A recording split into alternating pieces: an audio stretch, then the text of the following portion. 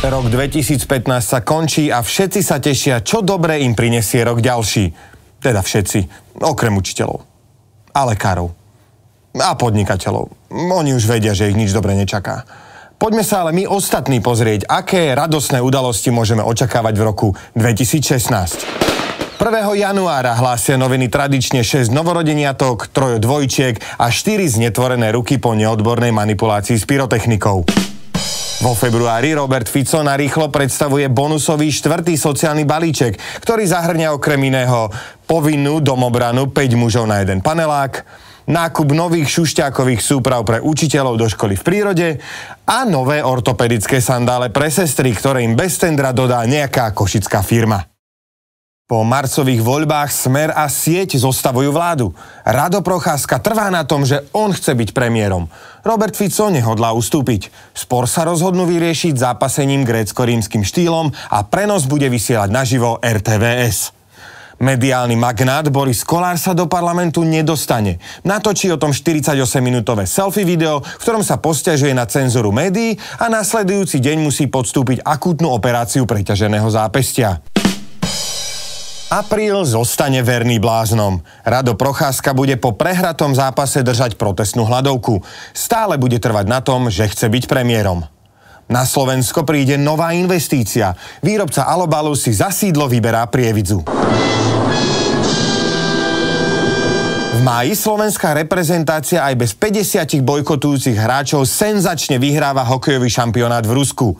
Putin posiela gratulačný telegram. Vezie ho 200 tankov z dočasnej základne v Novo-Užhorode. V júni sa Slovensko stáva predsedníckou krajinou Rady Európskej únie. Nikoho to nezaujíma. Paška, ktorý sa nestal ministrom zahraničia, prijíma čestnú úlohu euromaskota. Rado Procházka extrémne schudol a jeho opuchnutá zranená sánka desí malé deti na ulici. Vzdáva hladovku a zmieruje sa s faktom, že nebude premiérom. Žiada, aby ho odteraz oslovovali Gazda Rado. V zápase majstrovstiev Európy vo futbale porážame Rusov. Košice sa vďaka tomu stávajú novým hraničným priechodom do Ruska. Vojaci na hraniciach skandujú "My zdjes doma". Júlové extrémne horúčavy majú katastrofálne následky. Tisíce dôchodcov hromadne umierajú na dehydratáciu. Fico prichádza s ďalším sociálnym balíčkom, poukazmi na rehydratačný pobyt na Kryme.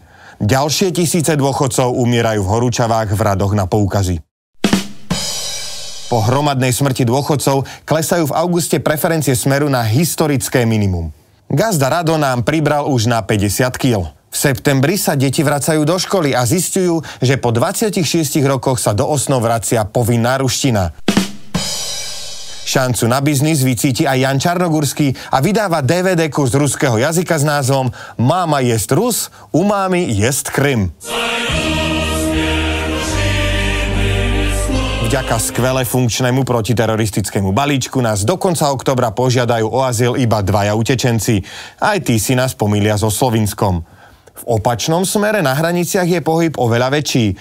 Nemecko žiada Európsku úniu o pomoc pred nekončiacou vlnou slovenských imigrantov. Od novembra sa po dlhých súdnych ťahaniciach program Ťažký týždeň vysiela cenzurovaný. Z relácie zostanú len umelé smiechy. Zoznam povolených zábavných programov chystá špeciálna komisia. Tvoria ju Štefan Skrúcaný, Dušan Jariabek a Martin Jakubec. V decembri ruská armáda definitívne poráža ISIS. Vladimír Putin má oslavný prejav zo západoruskej Banskej Bystrice a stáva sa najhorúcejším kandidátom na Nobelovú cenu mieru. Vianoce na Slovensku sa podľa pravoslávneho kalendára presúvajú na 6. januára. Fico zamieta žiadosť Bratislavy o pričlenenie k Rakúsku. Cítiť to vo vzduchu už dlhšiu dobu a nie je to podpazušné pížmo. Áno, blíži sa volebný rok. A teraz je to už aj oficiálne, lebo strany predstavili kandidátky a boli im pridelené kandidačné čísla. Strany až 23 a medzi nimi také šupy ako napríklad Priama demokracia. Áno, počujete dobre. Strana, ktorá odmieta parlamentnú demokraciu, chce ísť do parlamentu. Alebo Odvaha, veľká národná a proruská koalícia.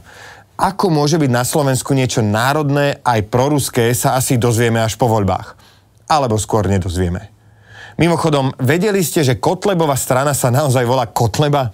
Je to však pochopiteľné, pretože hociaký iný názov by pre štandardného Kotlebovho voliča mohol pôsobiť mätúco. Táto strana má navyše na svojej kandidátke skutočné osobnosti. Napríklad Jána Cupera, prezývaného aj 2 deci. Asi som neskoro zareagoval. Ďalej frontmana skupiny s príznačným názvom Judenmord Rastia Rogela, alebo známeho kisuckého krčmového revolucionára Mariana Magáta. Ja nie som rasista. Mnohí ma považujú za nejakého rasovo neznašanlivého človeka. Ale Marian určite. Cestoval som vlakom. Vo vlaku bolo asi 30 ľudí. Z toho bolo asi iba 5 bielých. No, to už je lepšie. Ja som rasista. Tak vidíš, ani to nebolelo. Mimochodom, Magát má na kandidátke číslo 88. No srandy kopec, chalani, fakt. A aby srandy pred voľbami nebolo málo, tak poslední 2 členovia SDK, Frešo a Kaník, sa konečne rozhádali a Kaník si založil vlastnú stranu. Ak predseda Frešo netrpí schizofréniou, v SDK môže konečne nastať názorová zhoda. Boris Kollár dostal číslo 6, čo je o 3 menej ako počet jeho priznaných detí, a Smer má číslo 16. To Roberta veľmi potešilo, lebo tým pádom má pre dôchodcov hotový ľahko dekodovateľný slogan. V roku 2016 voľte číslo 16. Absolútny rím absolútneho vládcu. A keďže my nie sme v rímovaní o nič horší ako on, príjmite od nás tento novoročný vinš. Zas sa blíži koniec roka, Fico stále nemá soka. Aj keby nebolo čo žrať, poďme si dobre zaželať. Tak teda veľa šťastia, zdravia, nech sa 5 ročnice daria. Nech sa teší ono, ona, on, do každej dediny nový štadión. K tomu diaľnic aspoň meter, grafy dodá Kažimír Peter. Aj keby sem došli teroristi, môžeme si byť viac než istí, že ochránia nás náckovia a bigoti a červený populistický Či už sme veľkí a či maličkí, vďaka Bohu za sociálne balíčky. Naozaj nikto nepríde skrátka, do každej ulice jedna policajná hliadka. Lietať po krajine budeme jak vtáky, veď zadarmo máme busy i vlaky. A čo bude chýbať, dodá nám rada, jedna veľká firma, strana a vláda. Daňové raje a kultúráky plné más, prajeme aj v roku 2006 nás.